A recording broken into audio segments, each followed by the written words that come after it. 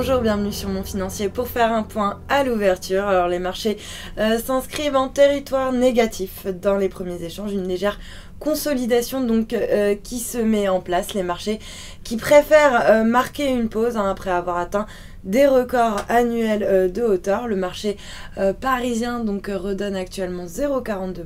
On est autour des 4574 points. À noter que le CAC sous-performe la tendance européenne, pénalisée notamment par le profit warning de Vallourec. Ailleurs, Francfort perd 0,2% mais préserve le seuil des 10 000 points. L'Eurostoxx cède également 0,22% et Londres moins 0,14. Du côté des valeurs, eh bien, le titre du jour, c'est bien sûr Vallourec qui est lourdement sanctionné ce matin après son profit warning. Alors le groupe fait face à une baisse des commandes dans le secteur pétrolier et gazier, et notamment de la part de Petrobras, donc le géant brésilien qui a pris la décision de supprimer l'essentiel de ses stocks de tubes d'ici la fin de l'année, tout en maintenant quand même ses plans de forage. Alors à court terme, ça pénalise quand même l'activité de Vallourec. Du coup, si le groupe reste quand même confiant dans ses perspectives à moyen terme,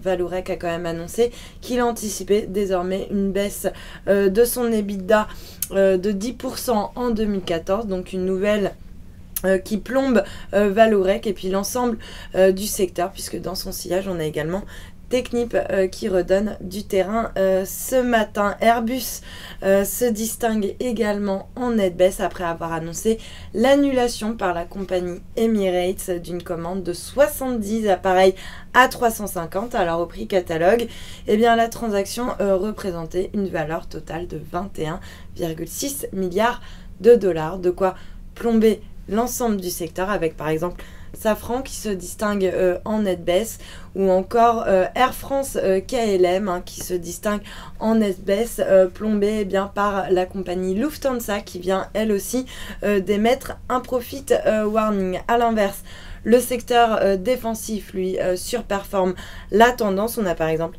Essilor qui se retrouve en tête de l'indice parisien, suivi du secteur du luxe comme Kering ou encore LVMH qui se distingue donc parmi les plus fortes hausses. Et puis sur le SBF 120, on notera également que Dassault Systèmes signe la meilleure performance, alors que Odo passe à l'achat sur le dossier tout en visant 120 €. Et puis sur le marché d'échange, l'euro, lui, reste stable par rapport au dollar. On est autour des 1,3542. Il redonne symboliquement 0,07% par rapport au yen, autour des 138,52 yens. Puis à noter que le billet vert, lui aussi, oscille autour de l'équilibre face à la devise japonaise. On est autour des 102,30 yens. Et puis pour terminer, l'once d'or qui préserve ses gains de la veille, toujours au-dessus des 1260 $ l'once. Voilà pour l'ouverture. Restez avec nous. Très bonne journée.